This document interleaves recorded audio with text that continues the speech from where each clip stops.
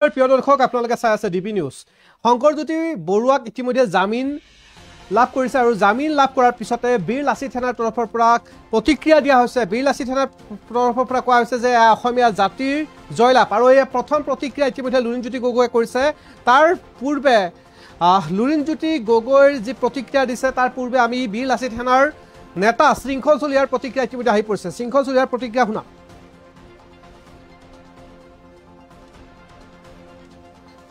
শংকৰজ্যোতি বৰুৱাক ৰাজনৈতিকভাৱে নিষেধ কৰা ষড়যন্ত্ৰ কৰিছে বুলি প্ৰকাশ চাহুৱে ইতিমধ্যে মন্তব্য কৰিছে।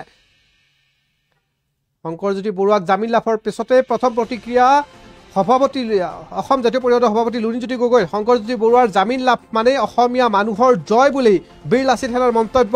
অসমত বাস কৰা সকলো জাতি জনগোষ্ঠীৰ জয়। শংকৰজ্যোতি বৰুৱাই জামিন লাভৰ পাছতে প্ৰতিক্ৰিয়া প্ৰকাশ বীৰ লাচিত সেনাৰ ইতিমধ্যে বীৰ লাচিত সেনাৰ প্ৰতিক্ৰিয়া আহিছে। শংকৰজ্যোতি বৰুৱাৰ জামিন লাভ কৰাৰ পাছতেই প্ৰতিক্ৰিয়া শৃংখল চলিহাৰ। এয়া অসমীয়া জাতিৰ জয়লাভ বুলি কৈছে। অসমত বসবাস কৰা সকলো জাতি জনগোষ্ঠীৰ জয়। শংকৰজ্যোতি বৰুৱাৰ জামিন লাভৰ পাছতে এতিয়া প্ৰতিক্ৰিয়া প্ৰকাশ কৰিছে বীৰ লাচিত সেনা।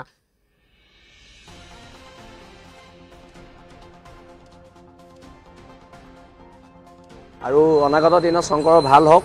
এই ৰায়দানক আমি ঐতিহাসিক ৰায়দান আৰু ধন্যবাদ জনাইছোঁ ন্যায় ব্যৱস্থাটোক। মিছা গোচৰেৰে যে মানুহক বেছি দিন আবদ্ধ কৰি ৰাখিব নোৱাৰি এইটো প্ৰমাণ হ'ল। আৰু পুনৰবাৰ এই ভাৰতবৰ্ষৰ ন্যায় ব্যৱস্থাটোৰ ওচৰত আমি চিৰকৃতজ্ঞ। আৰু অনাগত দিনত শংকৰৰ ভাল হওক, জাতীয়তাবাদৰ হৈ জাতিৰ হৈ কাম কৰক, তাই কামনা কৰিছোঁ। আমাৰ সংগ্ৰাম বীৰ লাচিত সেনাৰ সংগ্ৰাম বীৰ লাচিত সেনাই কৰি যাব। আমাৰ স্থিতিবিলাক স্পষ্ট আৰু অনাগত দিনত শংকৰৰ ভাল হওক তাকে আমি কামনা কৰিছোঁ। তনুশ্বাহী গ্ৰেপ্তাৰৰ দাবী ইতিমধ্যে উত্থাপন হৈছে, বাৰে বাৰে কৰি থকা হৈছে আৰু পুনৰ আমি তনুশ্বাহী গ্ৰেপ্তাৰৰ দাবীত দুলীয়াজান উত্তাল কৰিম। আৰু এটা কথা স্পষ্ট যে জাতিক তুচ্ছ তাচ্ছিল্য কৰি কোনো বাচি যাব নোৱাৰে আৰু বেলেগকৈ হ'লেও ব্যৱস্থা লোৱা যাব, ব্যৱস্থা লোৱাটো লোৱা যাব। শৃংখল চলিহাই মন্তব্য কৰিছে মিছা গোচৰেৰে কোনোদিন বেছিকৈ ৰাখিব নোৱাৰে বুলি উল্লেখ কৰিছে কোনো ব্যক্তিক। আনহাতে আন এজন বীৰ লাচিত সেনাৰ বিষয়ববীয়াৰ মন্তব্য আছে য'ত উল্লেখ কৰিছে যে অসমীয়া জাতিৰ জয় বুলি। মানুহৰ জয়, এয়া খিলঞ্জীয়া মানুহৰ জয়। শংকৰজ্যোতি বৰুৱাৰ যিটো জামিন লাভ এয়া অসমীয়া মানুহৰ জয়, এয়া খিলঞ্জীয়া মানুহৰ জয়। অসমত বসবাস কৰা প্ৰতিটো জাতি জনগোষ্ঠীৰ জয়। আমি বীৰ লাচিত সেনা অসমৰ মজিয়াৰ পৰা প্ৰত্যেক দিনাই কৈ আহিছোঁ, সদায় কৈ আহিছোঁ ভাৰতীয় ন্যায় ব্যৱস্থা, ভাৰতীয় আদালত ব্যৱস্থাৰ ওপৰত আমাৰ সম্পূৰ্ণ আস্থা আছে, সম্পূৰ্ণ বিশ্বাস আছে। আজি তাকে প্ৰমাণ কৰিলে শংকৰজ্যোতি বৰুৱা যে নিৰ্দোষী আছিলে, আজি তাৰ প্ৰমাণিত আজি এটা তেওঁ জামিন লাভ কৰিলে। কোনোবা ৰাজনৈতিক হেঁচা প্ৰয়োগ কৰি অসমীয়া খিলঞ্জীয়া ল'ৰা এটা মিছা দোষত ভৰাই থ'ব, সেইটোতো হ'বলৈ দিবা নহ'ব। ইয়াৰ কাৰণে আমাৰ এটা মানে সৰ্বাত্মক এটা প্ৰতিবাদী কাৰ্যসূচী হৈছিল। আজি আমি অতিকৈ সুখী, ঘৰৰ ল'ৰা ঘৰলৈ ঘূৰি আহিছে। পৰৱৰ্তী কালতে সংগ্ৰামখন কেনেকৈ আমি আগবঢ়াই নিব লাগে তাৰ কথাও আপোনালোকৰ সংবাদ মাধ্যমৰ জৰিয়তে অসমৰ ৰাইজক শংকৰজ্যোতি বৰুৱাৰ যিটো জামিন লাভ খিলঞ্জীয়া মানুহৰ জয় বুলি উল্লেখ কৰিছে। সমান্তৰালভাৱে দেখা পোৱা গৈ শংকৰজ্যোতি বৰুৱাক গ্ৰেপ্তাৰ কৰাৰ প্ৰসংগত প্ৰকাশ চাহুৰ বিস্ফোৰক মন্তব্য, সেই মন্তব্য আমাৰ হাতত আহি পৰিছে য'ত শংকৰজ্যোতি বৰুৱাক ৰাজনৈতিকভাৱে নিষেধ কৰাৰ কথা উল্লেখ কৰিছে। প্ৰকাশ চাহুক আৰক্ষীয়ে আটক কৰাৰ পিছত লৈ যোৱা অৱস্থাত আমাৰ সাংবাদিকৰ কেমেৰাত বন্দী হৈছিল কেইবাটাও দৃশ্য। আৰু প্ৰকাশ চাহুৰ মন্তব্য শেহতীয়া, শংকৰজ্যোতি বৰুৱাক ৰাজনৈতিকভাৱে নিষেধ কৰাৰ ষড়যন্ত্ৰ চলিছে বুলি মন্তব্য কৰিছে। কেমেৰাৰ সন্মুখত মন্তব্য কৰিলে প্ৰকাশ চাহুৱে শংকৰজ্যোতি বৰুৱাক নিষেধ কৰাৰ ষড়যন্ত্ৰ চলিছে। শুনক, কেমেৰাৰ সন্মুখত কেই ছেকেণ্ডমানৰ ভিতৰতে কৈ গ'ল প্ৰকাশ চাহুৱে শংকৰজ্যোতি বৰুৱাক ৰাজনৈতিকভাৱে নিষেধ কৰাৰ ষড়যন্ত্ৰ চলিছে বুলি। শুনক কি ক'ব ৰাজনৈতিক ষড়যন্ত্ৰ, শংকৰজ্যোতি বৰুৱাক নিষেধ কৰাৰ ষড়যন্ত্ৰ, সংগঠনক নিষেধ কৰাৰ ষড়যন্ত্ৰ।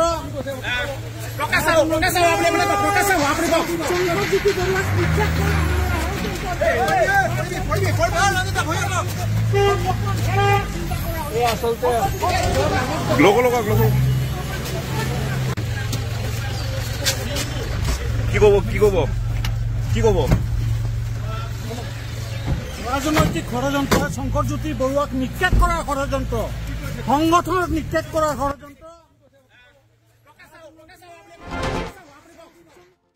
এয়া আছিলে প্ৰকাশ চাহুৰ মন্তব্য, য'ত উল্লেখ কৰিছে যে শংকৰজ্যোতি বৰুৱাক ৰাজনৈতিকভাৱে নিক্ষেপ কৰাৰ ষড়যন্ত্ৰ চলিছে বুলি উল্লেখ কৰিছে আৰু ইতিমধ্যে আটক কৰিছে প্ৰকাশ চাহুক। আৰু এই মুহূৰ্তত লুৰিণজ্যোতি গগৈয়ে প্ৰথম প্ৰতিক্ৰিয়া প্ৰকাশ কৰিছে শংকৰজ্যোতি বৰুৱাৰ জামিন পোৱাৰ পিছত। এখন সংবাদমেল আছে লুৰিণজ্যোতি গগৈ, অসম জাতীয় পৰিষদৰ সভাপতি লুৰিণজ্যোতি গগৈৰ এক বিশেষ সংবাদমেলখনকে আপোনালোকক দেখাই লৈছোঁ। লৈ আজি সংবাদমেল আয়োজন কৰিছোঁ। এই বিষয়টো ইতিমধ্যে দৃষ্টিগোচৰ হৈছে আৰু আমাৰ সদৌ অসম গৱেষক ছাত্ৰ সন্থাকে ধৰি ডিব্ৰুগড় বিশ্ববিদ্যালয়, গুৱাহাটী বিশ্ববিদ্যালয়, অসম বিশ্ববিদ্যালয়ৰ ডিফু চৌহদ, বড়োলেণ্ড বিশ্ববিদ্যালয়, সকলো বিশ্ববিদ্যালয়ৰ যিসকল গৱেষক ছাত্ৰ আছে সকলোৱে সন্মিলিতভাৱে এটা অতি গুৰুত্বপূৰ্ণ বিষয় তেওঁলোকে ইতিমধ্যে তেওঁলোকৰ বিৰোধিতা বা তেওঁলোকৰ এই সম্পৰ্কত তেওঁলোকৰ যি দৃষ্টিভংগী আছে সকলোৱে স্পষ্ট কৰিছে।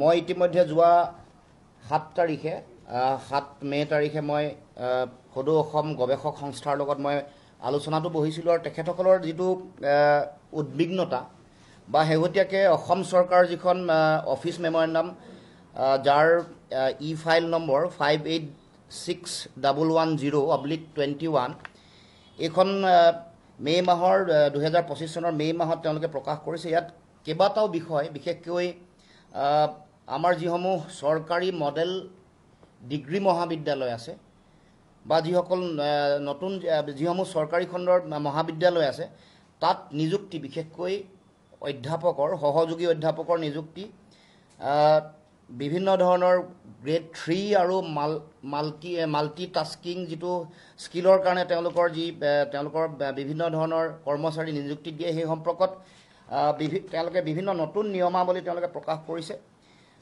গতিকে আমি এই গোটেইকেইটা বিষয়ত আমাৰ দলৰ ফালৰ পৰা এটা গুৰুত্বপূৰ্ণ বিষয় আৰু এটা জাতীয় দায়িত্ব, কাৰণ এই গোটেই বিষয়টোৰ লগত শিক্ষা ব্যৱস্থা, উচ্চ শিক্ষা খণ্ড, গৱেষণা, শিক্ষকতা, মহাবিদ্যালয়সমূহত অধ্যাপনা কৰিবলৈ আগবাঢ়ি অহা এই সমগ্ৰ বিষয়টো যিহেতু জড়িত হৈ আছে, গতিকে আমি এই বিষয়সমূহত আমাৰ দৃষ্টিভংগী আমি স্পষ্ট কৰিব খুজিছোঁ। মূল বিষয় এই গোটেই কথাটোৱে সামূহিক এটা প্ৰভাৱ পেলাব, কাৰণ ইয়াত বিভিন্ন ধৰণৰ কথা ইয়াত উল্লেখ কৰিছে, বিশেষকৈ নিযুক্তি সম্পৰ্কীয় কথা। তেওঁলোকৰ যিখন অফিচ মেমৰেণ্ডাম তাত আপোনালোকে ছিলেকশ্যন প্ৰচিডিঅ'ৰ যদি চাই তাত দেখা পাব যে তেওঁলোকে কৈছে যে মডেল যিসমূহ ডিগ্ৰী কলেজ আছে তাত 50% তেওঁলোকে অৱসৰপ্ৰাপ্ত যিসকল অধ্যাপক আছে তেওঁলোকক নিযুক্তি দিব, 50% তেওঁলোকে নতুনকৈ যিসকল আছে, যিসকলে নেট স্লেট যিসকল ইতিমধ্যে উত্তীৰ্ণ হৈছে, যিসকলৰ PhD বা MPhil সম্পূৰ্ণ হৈছে তেওঁলোকক নিযুক্তি দিব। কিন্তু এই একেখন মেমৰেণ্ডামতে যদি তললৈ চাই আপোনালোকে দেখিব ফাৰ্ষ্ট পেৰাটোত 50% of the teachers of each department of the newly created government model degree colleges and for new additional stream government provincialise colleges shall be recruited from the retired faculty provincially college of the government colleges up to age 65 years consolidated remuneration of পইচা দৰমহা 1 লাখ টকা দিব। আৰু এইটো 50%কে তেওঁলোকে মানে দুটা যদি পোষ্ট ক্ৰিয়েট হয় এটা দিয়াৰ কথা তেওঁলোকে উল্লেখ কৰাৰ পিছতে ছেকেণ্ড পেৰাটোত তাৰ অতি বিসংগতিপূৰ্ণ কথা এটা কৈছে যে 3টা পোষ্ট যদি ক্ৰিয়েট হয় 2টা অৱসৰপ্ৰাপ্ত শিক্ষক আৰু এটা পোষ্ট নতুন শিক্ষকে পাব। তাৰমানে যিটো 50% 50-50 যিটো তেওঁলোকে কৈছিল, 50% ৰিজাৰ্ভেশ্যন ফৰ বোথ অৱসৰপ্ৰাপ্ত যিসকল অধ্যাপক বা নতুনকৈ যিসকল সহযোগী অধ্যাপক হিচাপে নিযুক্তি দিব তেওঁলোকৰ। কিন্তু তেওঁলোকে তাৰ পিছতেই গোটেই নটিফিকেশ্যনখনত অতি ভুলবশতঃ তেওঁলোকে পুৰণা যিসকল অধ্যাপক আছে তেওঁলোকৰ কাৰণে 66.67% তেওঁলোকে ৰিজাৰ্ভেশ্যনৰ কথাটো ইয়াত উল্লেখ কৰিছে। তাৰ উপৰিও 5 বছৰ গুৰুত্বপূৰ্ণ বিষয় লৈ আজি কথা তেওঁলোকে উল্লেখ কৰিছে। মূল কথাটো হ'ল যে আমাৰ যিসকল অৱসৰপ্ৰাপ্ত অধ্যাপক আছে তেখেতসকলৰ অভিজ্ঞতা, তেখেতসকলৰ গৱেষণাৰ অভিজ্ঞতা নিশ্চয়কৈ প্ৰয়োজনীয়তা আছে, কিন্তু তাৰ লগে লগে আমাৰ সমাজ ব্যৱস্থাত চলি থকা উচ্চ শিক্ষিত মানুহৰ ব্যাপক যিটো মানে নিবনুৱা সমস্যাৰ ভয়াৱহতা, ইয়াৰ গভীৰতাৰ কথা আমি সকলো উপলব্ধি কৰিব লাগিব। সেইকাৰণে বিভিন্ন সময়ত ইউনিভাৰ্চিটি গ্ৰাণ্ট কমিশ্যন বা বিশ্ববিদ্যালয় অনুদান আয়োগৰ যিটো নিয়ম আছে তেওঁলোকে যিসকল অৱসৰপ্ৰাপ্ত খুব উচ্চ মান বিশিষ্ট গৱেষণাৰ লগত জড়িত হৈ থকা শিক্ষাগুৰুসকলৰ সেৱা ল'বৰ কাৰণে তেওঁলোকৰ কিছুমান বিধি আছে। তেওঁলোকে কেতিয়াবা বিশ্ববিদ্যালয় প্ৰফেচাৰ এমেৰিটাছ বা মহাবিদ্যালয়সমূহতো এনেকুৱা ধৰণৰ বিভিন্ন বিধিৰে তেওঁলোকক নিযুক্তি দিয়ে, ৰেমুনাৰেশ্যন দিয়ে, তেওঁলোকে এটা হিচাপত তেওঁলোকে দৰমহা দি তেওঁলোকৰ পৰা সেৱাটো লয়, গৱেষণাৰ তেওঁলোকৰ জ্ঞানটো তেওঁলোকে সকলোৱে গ্ৰহণ কৰে। কিন্তু আমি দেখিছোঁ যে চৰকাৰৰ এই সম্পৰ্কত কোনো ধৰণৰ দূৰদৰ্শী দৃষ্টিভংগী নোহোৱাকৈ তেওঁলোকে এই কামটো তেওঁলোকে কৰিবলৈ ওলাইছে। গতিকে এইটো এটা আশাপূৰ্ণ তেওঁলোকৰ যিটো নটিফিকেশ্যন, এই কথাটো আমি উল্লেখ কৰিছোঁ। তাৰ লগে লগে যিসকল নিযুক্তি দিব, যিসকল অৱসৰপ্ৰাপ্ত অধ্যাপক নহয়, তেওঁলোক 3 বছৰ তেওঁলোকে পৰীক্ষামূলক এটা সময়সীমাৰ কাৰণে 3 বছৰ তেওঁলোকে নিযুক্তি হ'ব, বা এইটো তেওঁলোকে পৰ্যবেক্ষণ বৰ্ষ যিটো প্ৰবেশ্যন পিৰিয়ড বুলি কয়, প্ৰবেশ্যন পিৰিয়ড এটা 3 বছৰ থাকিব লাগিব। এই 3 বছৰ থাকোঁতে 3 বছৰ প্ৰবেশ্যনাৰী পিৰিয়ড এটাত থকাটো আচলতে কোনো ধৰণৰ এটা অৰ্থহীন এটা বিষয়। 6 মাহ হ'ব পাৰে, 1 বছৰ হ'ব পাৰে, কিন্তু 3টাকে বছৰ তাৰপিছতো তেওঁলোকৰ নিযুক্তিৰ কোনো তেওঁলোকৰ নিশ্চয়তা নাই, নিযুক্তিৰ নিশ্চয়তা নাই। তাৰ কাৰণে তেওঁলোকে বিভিন্ন ধৰণৰ একেবাৰে খুব বহু এটা এনেকুৱা কিছুমান তেওঁলোকক টাস্ক দিয়া হৈছে, এনেকুৱা কিছুমান অতি টাফ তেওঁলোকক এটা বিষয়ত দিয়া হৈছে। বিশেষকৈ ইয়াত লিখিছে, বিশেষকৈ তেওঁলোকে মেজৰ প্ৰজেক্ট আৰু মাইনৰ ৰিচাৰ্চ প্ৰজেক্টত আনিব লাগিব তেওঁলোকে, এইটো তেওঁলোকৰ বাধ্যবাধকতা আছে।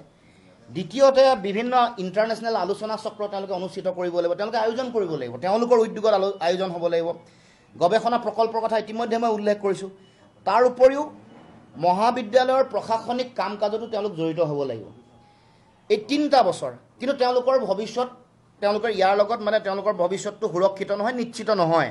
কাৰণ নিশ্চিত নোহোৱাৰ কাৰণ কেইবাটাও, কাৰণ মহাবিদ্যালয়সমূহৰ এখন পৰিচালনা সমিতি থাকে, পৰিচালনা সমিতিৰ অনুমোদন সাপেক্ষেহে চাকৰি নিয়মীয়া হ'ব বুলি তেওঁলোকে ইয়াত উল্লেখ কৰিছে। এইটোত যদি চাই আপুনি দেখিব, ইয়াতে লিখা আছে 3 বছৰৰ পিছত কৈছে their services will be regularise with the approval of the governing body. Governing বডিৰ এপ্ৰুভেলত ৰেগুলাৰাইজ হোৱাটো ডাঙৰ কথা নহয়, কিন্তু ইয়াত কৈছে যে যিগৰাকী বিধায়ক, তেওঁ বিধায়কগৰাকী ইয়াত মেণ্ডেটৰিলি তাত তেওঁলোক সদস্য হ'ব। গতিকে বিধায়কগৰাকী তাত সদস্য হোৱাৰ লগে লগে সেই যিখন গভৰ্ণিং বডি, যিখন পৰিচালনা সমিতি থাকিব, তেখেতৰ মতে তেখেতে গোটেই কথাটো নিয়ন্ত্ৰণ কৰিব, চিন্তা কৰিব। কাৰণ গভৰ্ণিং বডিত যেতিয়া বিধায়কগৰাকী থাকিব, অধ্যাপকগৰাকীয়ে কি কৰিছে কি নাই কৰা, স্বাধীনচিতীয়াভাৱে কিবা এটা চিন্তা তেওঁ আগবঢ়াইছে নেকি, লিখা মেলা কৰিছে নেকি, এইবোৰ তেওঁলোকে সম্পূৰ্ণ নিৰীক্ষণ কৰি থাকিব, যাৰ ফলত অধ্যাপকগৰাকীৰ তেওঁৰ স্বাধীনতাটো নাইকিয়া হৈ যাব। আৰু তাৰ ওপৰত ভিত্তি কৰি কি কৰিছে, কাৰ লগত যোগসূত্ৰ আছে, কেনেকুৱা ধৰণৰ লিখনি তেওঁ প্ৰকাশ কৰিছে, সেই সকলো চোৱা চিতা কৰি এই যিখন পৰিচালনা সমিতি আছে, য'ত বিধায়ক থাকিব, তেওঁলোকৰ অনুমোদন সাপেক্ষেহে তেওঁৰ চাকৰি নিয়মীয়াকৰণ হ'ব। গতিকে এইটো এটা বৰ ভয়ংকৰ কথা, যাৰ যেনেকুৱা ধৰণৰ এটা পৰিৱেশ আগতেও দেখা পোৱা গৈছিলে। যিবোৰ পলিটেকনিকৰ যিসকল শিক্ষক, শেহতীয়াকৈ বহু শিক্ষকক তেনেকৈ হঠাৎ তেওঁলোকক চাকৰিৰ পৰা আঁতৰাই দিয়া হ'ল, অথচ তেওঁলোকক বৰ্ণ চাইন কৰি লোৱা হৈছিলে যে তোমালোকে ইয়াত চাকৰি বাকৰি কৰি থকাৰ সময়ত বেলেগক এপ্লাই কৰিব নোৱাৰিবা। তেওঁলোকে শ্ৰম দিলে, তেওঁলোকে কাম কৰিলে, কৰাৰ পাছত হঠাৎ ৰাতিটোৰ ভিতৰত তেওঁলোকক খেদাই দিয়া হ'ল, যাৰ ফলত তেওঁলোকৰ এই দীঘলীয়া এটা পৰিক্ৰমা তেওঁলোকক নষ্ট হ'ল। গতিকে এতিয়াও আমাৰ যিসকল মহাবিদ্যালয়ৰ যিসকল শিক্ষক হ'বলৈ সকলোৱে সপোন লৈ থাকে, যিসকলে কাম কৰি আছে, গৱেষণা কৰি আছে, যিসকলে বিভিন্ন ধৰণৰ এমফিলেই হওক বা PhDৰ লগত তেওঁলোকে জড়িত হৈ ইতিমধ্যে এমফিল কৰিছে, সম্পূৰ্ণ হৈছে, বা PhDও সম্পূৰ্ণ হৈছে, তেওঁলোকৰ জীৱনলৈ এটা প্ৰত্যাহ্বান নামি আহিব। কাৰণ 2017 চনৰ 25 এপ্ৰিলত যেতিয়া চৰকাৰৰ ফালৰ পৰা এখন নটিফিকেশ্যনে প্ৰকাশ কৰিছিলে, তাত কিন্তু এই যিটো চৰকাৰী যিটো হস্তক্ষেপ, এইটো বন্ধ কৰিবৰ কাৰণে ইয়াত স্পষ্টকৈ উল্লেখ আছে। যিখন নটিফিকেশ্যনৰ নম্বৰ AHE 653/2016 PT/9 নম্বৰ যিটো শিতান 9 নম্বৰত আপুনি চাব, তাত লিখা আছে should not be associated with the political party actively. এই কথাটো লিখা তাৰমানে পৰিচালনা সমিতিত পলিটিকেল মানুহ, ৰাজনৈতিকভাৱে জড়িত হোৱা মানুহ যাতে থাকিব নালাগে, এইটো সৰ্বানন্দ সোণোৱাল মুখ্যমন্ত্ৰী হৈ থাকোঁতে হায়াৰ এডুকেশ্যন ডিপাৰ্টমেণ্টৰ ফালৰ পৰা তেওঁলোকৰ যিখন জাননী আহিছিলে তাত বাৰণ কৰিছে, পোনপটীয়াকৈ বাধা দিছে। তাৰমানে 17 চনৰ যিখন তেওঁলোকৰ মেমৰেণ্ডাম অধিসূচনা যিখন, আৰু এইবাৰৰ 2025 চনৰ অফিচ মেমৰেণ্ডামৰ মাজত এটা আকাশ পাতল পাৰ্থক্য আছে। আমিও শিক্ষানুষ্ঠানসমূহত যিটো অবৈধ ৰাজনৈতিক হস্তক্ষেপ এইটোৰ আমি বিৰোধিতা কৰি আহিছোঁ মানে দুয়োটাৰে একাডেমিক যিটো গভৰ্নেন্স